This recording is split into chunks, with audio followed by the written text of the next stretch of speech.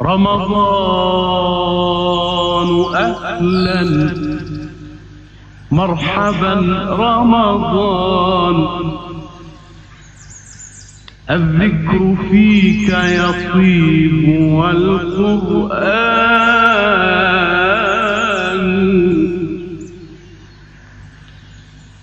رمضان أهلا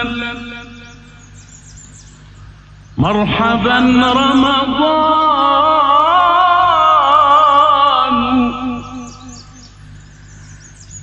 الذكر فيك يطيب. السلام عليكم يا احلى ناس، اهلا بيكم في فيديو جديد من وصفات اقتصاديه. زي ما شفتوا في العنوان، فيديو النهارده عن تفريزات الفراخ. انا النهارده معايا 3 فرخات بس هنطلع منهم باذن الله اكبر كميه. شويه اسرار وتريكات كده هكلمك عنها خلال الفيديو، ومش هنهدر منهم اي حاجه خالص باذن الله تعالى. فيلا بينا بقى نبدا كده وما نضيعش وقت. اول حاجه انا جبت الفرخه، بصوا بقى التقطيع وطريقه التقطيع. بنقسمها كده من النص زي ما انت شايفه، وبعدين هبدا ان انا اشيل الجلد، وده عن طريق ان انا بمسك بايدي الشمال كده الجلد يمت بره، وبمشي يعني عليها على طول بالسكينه على الجلد نفسه كده او تحتها بحاجه بسيطه خالص، وببدا امشي كده زي ما انتوا شايفين. هتطلع معاكي بمنتهى السهوله، بس نخلي بالنا علشان ما نجرحش الفرخه. هنا كده شديتها وطلعت معايا على طول. هتاخدي بقى بالسكينه كده على الجلد على طول كده نقطع. انا كده شفيت الجلد بمنتهى السهوله. طيب هعمل ايه دلوقتي؟ انا دلوقتي هقطع الاجنحه. طيب الاجنحه دي طبعا احنا هنعمل بيها ايه؟ هنتكلم وهنقول كل التريكات واحنا ماشيين كده واحده واحده مع بعض. انا ده اول جناح بتاعي.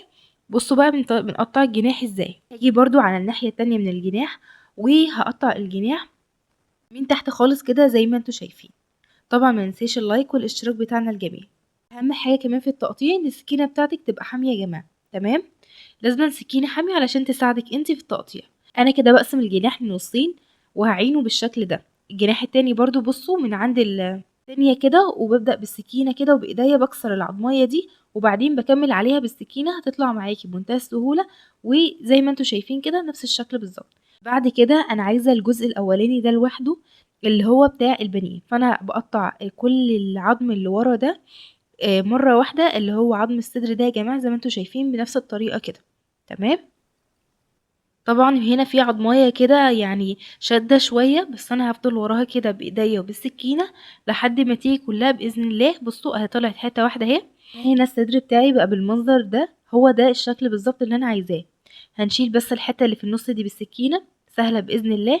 هي حتة كده من الجلدة، فانا بشيلها زي حتة دهنة كده تحت الجلد. انا خلاص كده شلتها. هبتدي بقى ان انا اخلي العظم علشان اعمل البانيه بتاعي. زي ما قلتلك ايدك الشمال بتشد والسكينة تحت ايدك الشمال تحت العضماية اللي انتي هتشيليها على طول كده، وتحاولي اللي انتي تشفيها بالشكل بقى اللي انتوا شايفينه ده. انا كده هشفي الجزء ده من العظم، وبعدين هيتبقى معايا الجزء اللي هو بتاع اللحمة الاولاني ده.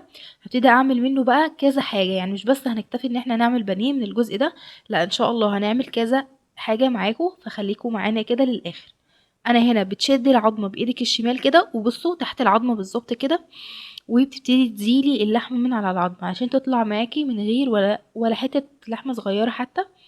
هتلاقيها كلها طلعت ما شاء الله بشكل احترافي. والناس بقى اللي هي بتخاف ان هي تجرب الحاجات دي، لا جربي وقطعيها انتي، وان شاء الله اتبعي بس الخطوات اللي انا قلتها واتفرجي على الفيديو مرة واتنين، وان شاء الله هتبقي متمكنة جدا من الموضوع ده. طبعا لما تشتري الفرخة وتقطعيها انتي بايديكي، انتي بتوفري جامد على نفسك صريف، وفي نفس الوقت بتتعلمي. انا هنا كده كنت بشيل كل اللحمة من على الجزء ده بالشكل اللي انتوا شايفينه ده. طيب انا كده خلاص شلتها الجزء الاولاني بس منها، يعني النص كده من الصدر، يعني مقطعتش الصدر كله مرة واحدة، لا انا جبت النص الاولاني كده وطلعته، وبعدين هطلع النص التاني بالشكل اللي انتوا شايفينه. هاجي كده من فوق واحاول ان انا اخليها بالمنظر ده. شايفين الموضوع بسيط جدا. انا بقى جزء العظم ده حطيته كده جنبي في اي حاجة، وجزء الفيليه كده هتلاقي جزء فيليه زي ما انا حطيته كده عندك. هنستخدمه في ايه؟ ده الجزء اللي انا قصدي عليه يا جماعه، احنا بنخليه برضو كده. هقولك دلوقتي حالا هنستخدمه في ايه. بتحطي بقى ايدك كده عليها وتحاولي تساوي كده بعينيكي، شوفي السمك المطلوب اللي انت محتاجاه للبانيه بتاعك. تمام، انت بتحطي ايدك عليها كده عشان تثبتيها وبتبتدي تمشي عليها زي ما انتوا شايفين بالظبط. تمام، هي كده قطعتها جزئين. انا هنا هتابع نفس الخطوات. بصوا هي بتروح وتيجي كده، فحطت ايدك دي عليها هتثبتها وتخليك متمكنة اكتر منها. تمام، الصدر ده عملته على 4 قطع زي ما انتوا شايفين كده، كل نص عملته على قطعتين. ما شاء الله سمكهم كويس قوي. انا برضو مش عايزاها رفيعة قوي ولا سميكة قوي. بقى جبت طبق من الفلين كده وحطيت عليه كيس علشان رصت عليه كل حاجة بعملها. ليه الحاجات دي يا جماعة؟ في الاخر هندخلها الفريزر وهقولك دلوقتي على اسرار التخزين وكل حاجة فيها. وصلت لحد هنا، نورنا باشتراكك الجميل. انا هنا بقى بجمع كل الحاجات في اكياس، يعني حطيت طبق الفلين وحطيت عليه كيس كده. هنا الاجنحة ان شاء الله ادتلي كمية كويسة. ولسه كمان اجزاء الفيليه دي انا بستخدمها في ايه؟ اجزاء الفيليه دي احنا بنعملها كفتة فراخ يا جماعة. تمام، بتبقى طعمها ولا اروع. فانا حطيتها كده في بولة صغيرة جنبي. النص التاني هنا قطعته من النص، وبعدين همسك كده من عند الدبوس وهقطع. تمام، بس في حاجة انت تكسريها بايديكي عشان تريحك اكتر في التقطيع زي ما انا عملت كده. تكسريها بايديكي الاول وبعدين تكملي تقطيع فيها، هتطلع بمنتهى السهولة زي ما انت شايفة كده. ما شاء الله، حاجة يعني محترمة جدا. تمام، شايفة بقى الكمية الجميلة الفرخة طلعت لي قد ايه؟ انا هنا برضو في الورك التاني هعمل نفس الخطوات بالظبط. هقوم رايحة مقطعة، طلع لي كده الدبوس والجزء ده كده. هنعرف كمان شوية نستخدمه في ايه. انا هنا مش هسيبه كده، لا انا عايزة اقطعه نصين. طبعا ما شاء الله الفرخة طلعت لي كمية محترمة جدا. عملنا منها بانيه واجنحة وكده، ولسه كمان لما نعمل كله مع بعضه يا جماعة هنلاقي كمية كويسة قوي. واول برضو ما يتوفر معانا اي فلوس تانية هننزل على طول نشتري شوية فراخ كده. الفراخ الايام دي كانت رخيصة، فرصة بجد ان احنا نفرز لرمضان من دلوقتي. عايزة اقولك بقى ان الفرخة اللي عليها الدور اللي جاي دلوقتي هعمل فيها فكرة مختلفة شوية عن اللي احنا عملناه في الفرخة دي. تمام، بحيث يكون في تنويع برضو بين الاكلات كده، مش كل يوم ناكل نفس الاكل بنفس الطريقة. تمام، انا هنا جبت برضو طبق من الفلين وحطيت عليه كده كيس، اي كيس بقى. انا حطيت كيس من اكياس التلاجة، وحطيت بايد اجزاء الفرخة زي ما انتوا شايفين كده الحتت بتاع الاوراق. اهم حاجة بس وانت حطي كل حاجة مع بعضها، يعني ما تروحيش تحطي لي الورك مثلا مع البانيه، ما ينفعش. كيستو بقى في الفرخة دي انا قطعتها ازاي؟ هنا بقى انا كسرتها وقمت رايحه على طول بالسكينه زي ما انتوا شايفين كده. قلت لكم الفرخه دي احنا هنعمل فيها برضو فكره مختلفه شويه. تمام، انا هنا بدات بالورك وهكسره كده بايديا علشان يسهل معايا عمليه التقطيع، وبعدين هتقطعيها بكل سهوله. تمام، وانا هنا بقى ابتديت ان انا افصل كده بين الاتنين، وبعدين هنفصل بين الدبوس وبين الجزء التاني. هتكسريها برضو، فالموضوع هيبقى سهل عليكي، وممكن ايه تعمليها بالسكين. انا هنا كسرتها اهو زي ما انتوا زي ما انتوا شايفين بقى العظمه طلعت معايا ازاي. طيب انا هنا برضو هكمل بنفس الطريقه. طبعا احسن حاجه بقى، ركزي معايا في الكلام ده، احسن حاجه انك تعمليها ان انت تجيبي الفرخه، سواء هتجيبيها جاهزه او هتجيبيها وتغسليها انت وكده. اهم حاجه ان انت تقطعيها وتعمليها في اطباق زي ما انت شايفه كده، علشان ده بيوفر معانا جدا لاقصى درجه. مش متخيله هيوفر معانا وقت قد ايه. كمان هيدينا افكار لاطباق الفطار بتاعتنا. مش لسه بقى هتطلعي الفرخه وتستنيها تفك وبعد كده تقطعيها مثلا لو جيت ان انت عايزه تعملي بانيه او كده. لا، الموضوع ده هيسهل معاكي كتير جدا. انا هنا بقى قطعت الجزء اللي هو فيه عظمه كده من النص زي ما انتوا شفتوا، وبعدين هقطع الجزء ده. تمام، وفي نفس الطبق اللي احنا حاطينه فيه قبل كده هنحط برضو فيه بقيه الاجزاء دي لحد ما الطبق يستحمل يتحط فيه. انا هحط فيه. تمام، فانا هحط كده بقيه اجزاء الفرخه التانية من الاوراق. شايفين بقى شكلهم عامل ازاي؟ انا هنا معاكم على القناه مستمره في تفريزات رمضان، هديكوا برضو افكار وحيل كتير في الخضار وفي كل حاجه. طيب ناخد بقى تركة على السريع كده واحنا شغالين. بتخزين الخضار لرمضان هتديله بس نص تسوية كده قبل ما تدخليه الفريزر. وكمان في تركة كمان في الخضار، انا يعني خليها بقى لوقتها ونخليها دلوقتي في الفراخ. ناخد بقى التركة التانية هي البلانشة التقطيع. بعد ما تخلصي تقطيع خالص احنا لازم نغسلها بمية سخنة وخل. ليه؟ علشان الميكروبات او كده يعني ما تنتشرش فيه، ويفضل معاكي جديد ونضيف طول الوقت. تمام. انا هنا برضو قطعت الاجنحه وهحطها مع بقيه الاجنحه اللي حطيناها في الطبق قبل كده. طيب بالنسبه للعظم اللي انت هتطلعيه اللي احنا طلعناه قبل كده في البوله الكبيره دي، احنا مش بنرميه خالص نهائيا يا جماعه. الجزء اللي انا بطلعه ده كمان، اللي انا قصدي عليه هو الجزء اللي انا مطلعه دلوقتي ده. الجزء ده بتستخدمه في المرقه، بديل يعني للمرقه. لو انت هتعملي شوربه او كده ممكن تسويهم كلهم. مثلا لو هتعملي بطاطس بتقليه او اي حاجه بتقليه. طيب انا كده هقطع برضو هخلي العظمه عن اللحمه، بس انا هنا مش هقطعها بقى اي بانيه زي ما انتوا شفتوا، لا، انا هعمل فيها فكره تانية او طبخه تانية من الفرخه دي. تمام. ما شاء الله الكميه كانت وفيره تبارك الرحمن. تركه بقى واحنا شغالين كده، قلت لكم واحنا شغالين هفضل اديكم كده في تركات وحاجات. التركه اللي عليها الدور دي مهمه جدا. بصوا بقى، احنا واحنا مش شغالين كده في الفراخ، تحطي الفرخه قبل ما تقطعيها في التلاجة شوية صغيرين كده، وبعدين بعد ما تسقع معاكي تطلعيها. طبعا انت بتبقي غسلاها تنشفيها كويس قوي علشان تبقى ثابته معاكي اثناء التقطيع. زي ما قلتلكوا قبل كده، كل ما السكينه تبقى حاميه معاكي كل ما ده هيبقى اسهل بالنسبه لك وهيوفر عليكي مجهود كبير، وكمان عشان ما تهريش اجزاء الفرخه بتاعتك وتطلع شكلها حلو كده. تمام.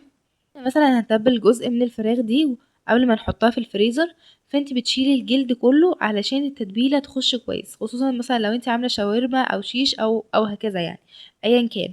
انت بتشيلي الجلد علشان خاطر اللحمه هي اللي تاخد التتبيله. فاهمين ازاي؟ طيب انا هنا بشيل الجلد كده كده اصلا.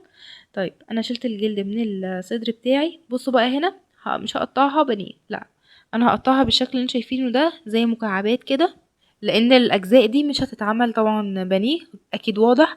هنعملها شاورما، وهنعملها ان شاء الله باذن الله ان عشنا وكان لينا عمر هنا على القناه، وهنصورها ونقول كل تريكاتها برضو بالتفصيل. تمام. انا هنا كده بقطعها بالتساوي. حاولوا يا جماعه الحجم يبقى قد بعضه. انا هنا قطعتها بالتساوي علشان يبقى شكلها كده يعني متناسق الى حد ما. انا بقى هنا بعد يعتبر اهو قطعت كل الاجزاء بتاعتي، هبتدي برضو اجهز طبق هيبقى في اللين وعليه كيس من اكياس التلاجة. طبعا بقى التركة الاهم، اعرفوا ليه؟ لان الفلين مادة بتمتص وبتتفاعل مع الرطوبة والدهون، وده ممكن طبعا يغير من طعم الاكل او يطلع ريحة وحشة، ريحة مش حلوة، وده طبعا اكيد بيقلل من نظافة الحاجة. فاحنا عشان كده بنحط الكيس. من الاخر الكيس ده مش رفاهية، ده امان ونظافة وطعم احسن وتفريز صح. بصوا بقى انا كده بقولكوا كنوز اهو علشان تستفادوا. تعالوا بقى نتكلم شوية على حاجة مهمة جدا، ريحة التلاجة تختفي بايه؟ طيب هتحطي في التلاجة فنجان قهوة او بيكربونات صوديوم او قطعة فحم. ده اكتر حاجة، قطعة الفحم دي اقوى حاجة بتودي ريحة التلاجة في ثانية. وطبعا لازم تحافظي على نظافة التلاجة دايما علشان ريحة اكلك دايما تبقى حلوة. ولما يكون عندك تفريزات كتير لازم تكتبي تاريخ التفريز على الحاجات عشان تعرفي تختاري الحاجات الاقدم فالاحدث. وانا هنا كده بقى وصلت للفرخة التالتة، هقطعها برضو بس بطريقة مختلفة المرة دي، او هقطعها بس هعمل منها حاجة مختلفة المرة دي، طبخة تانية خالص. تمام. فنركز مع بعض كده. قطعت برضو الصدر لوحده والاوراق لوحدها. انا كده هحاول ان انا اقسم الورك كل واحد لوحده، يعني من النص كده بالظبط هقسم مين الوركين كل واحد لوحده زي ما انتوا شايفين كده. مش هنشيل الحته اللي في النص زي ما عملنا في الفرخه التانية. تمام. الصدر نفس الحكايه، هجيبه من النص كده زي ما انتوا شايفين، هنزل عليه من النص لحد الاخر ومش هقطع الصدر. ركزوا معايا كويس، هننزل عليه من الاخر كده وهتلاقيها بتتقطع معاكي بمنتهى السهوله، خصوصا لو سكتك حاميه كويس. حاجه بقى كنت حابه انوه عنها وهي في نقطه التسوق، ان انتي قبل ما تنزلي من بيتك تبقى كاتبه كده قايمه قبل التسوق، لان القايمه دي هتفكرك انت كنت عايزه تشتري ايه. خصوصا ان احنا بنمشي يا جماعه في السوبر ماركت او كده بنلاقي حاجات مغريه جدا جدا ان احنا نشتريها وننسى اصلا احنا كنا عايزين ايه. القايمه دي مهمه جدا جدا. ولما تيجي تشتري حاجة لازم تشتري حاجة بكميات ذكية. يعني ايه؟ يعني على حسب استهلاك الشهر عشان توفري فلوسك وتوفري وقت كمان وانت بتسوقي. لما تشتري حاجة علشان تخزنيها لازم تختاري الحاجة المناسبة، يعني مثلا الخضار والفاكهة، الحاجات الجافة واللحوم زي ما احنا بنعمل كده بالظبط. اعتقد ان دي كلها حيل مفيدة وهتساعدك اكتر، هتساعدك جدا جدا كمان. انا هنا بقى كنت قطعت الاجنحة وحطيتها كده في الطبق الفويل بتاعي جنب اخواتهم. ده بقى عملته يعني وركين كده مع بعض، مع الصدور وكده زي ما انتوا شايفين بالشكل ده. انا قطعت الصدر نصين زي ما انتوا شايفين في الفيديو بالظبط، وقطعت الورك كمان نصين، حطيتهم كلهم في طبق واحد شكلهم زي ما انتوا شايفين بالظبط. طيب الطبق بتاعي خد زي ما انتوا شايفين. بصوا انا هنا بقى طبعا الحاجات دي كلها ليها كبده، فانا جمعت الكبده والقناصه كده بتاعت كل الفراخ اللي عندي، حطيتهم في طبق صغير كده لان هما كانوا شويه صغيرين زي ما انتوا شايفين. طبعا تعالوا بقى نتكلم الحاجات دي هنستخدمها في ايه، او ايه الطبخات اللي انا مجهزاها كده في دماغي. الاجنحه طبعا هعملها كده جنب شويه مكرونه كده، حاجه سبايسي تاكلوا اكل. بالنسبه بقى للدبابيس هعملهم في الكبسه. بالنسبه للجزء التاني من الورك ممكن ان احنا نعمله كده على الفحم، او برضو تستخدميهم في الكبسه لو انت حابه زي ما انت حابه. طيب انا هنا بقى الشاورما بتاعتي دي، الشاورما انت ممكن تتبليها قبل ما تدخليها التلاجة او الفريزر قصدي، زي ما انا قلتلك قبل كده. تمام. بس انا الصراحه النهارده ما كنتش قادره اعمل اي تتبيلات فعينتهم كده، بس احنا باذن الله هنجيب تاني ونخزن تاني وهعمل لهم ايه التتبيلات بتاعتهم. طيب انا بعمل ايه هنا؟ انا هنا بكيس الحاجات دي عشان ادخلها بقى الفريزر. طيب ده التخزين النهائي، يعني الشكل النهائي للتخزين. طيب نكمل كده. بالنسبة للكبدة طبعا انا بحب اعملها في مكرونة برضو، يعني اعمل اقطعها كده واعملها في المكرونة، بيبقى طعمها جنان، وبتبقى اكلة حرشة كده وفي نفس الوقت ان هي دسمة جدا. وبما اني النهاردة عمالة اديكم نصايح، فاستكمالا للنصايح عايزة اقول لكم كام حاجة كده على الكبدة. في تسوية الكبدة لو انتي هتسويها لوحدها يعني، علشان تحس بطعم الكبدة ما تحاوليش ان انتي تحطي حواليها يعني تحبيشات كتير او توابل كتير بزيادة. ده اصلا مش بيبين طعمها، بالعكس بيخليها اصلا طعم الكبدة نفسه بيخليه مش باين اصلا. تمام. متنسوش بقى تشوفوا كل بقية تفريزات رمضان على القناة، هنعمل لكم كل اسرار المطبخ، كل اسرار التخزين والتفريز اللي هتحتاجوها باذن الله تعالى. كمان متنسوش ابدا النصايح اللي اديتها لكم النهارده في الفيديو، نصايح مهمه جدا ولا غناء عنها بالمعنى الحرفي، يعني لا غناء عنها. جربوا الحيل دي في البيت يا جماعه وهتفرق معاكم قوي في رمضان. وهنا يا جماعه شايفين كده عمالين نقفل في الفراخ بالمنظر ده. نصيحه بقى مهمه قوي، قبل ما تحطي الفراخ في الفريزر اتاكدي كويس ان انتي مخرجه كل الهواء اللي في الكيس. علشان ايه؟ علشان الهواء ده ما يتفاعلش مع الفراخ ويبوظهالك. لازما الهواء يكون خارج منها كويس قوي، تقعد معاكي فتره اطول. بالنور جئت وبالسرور، ولم يزل لك في نفوس الصالحين مكان.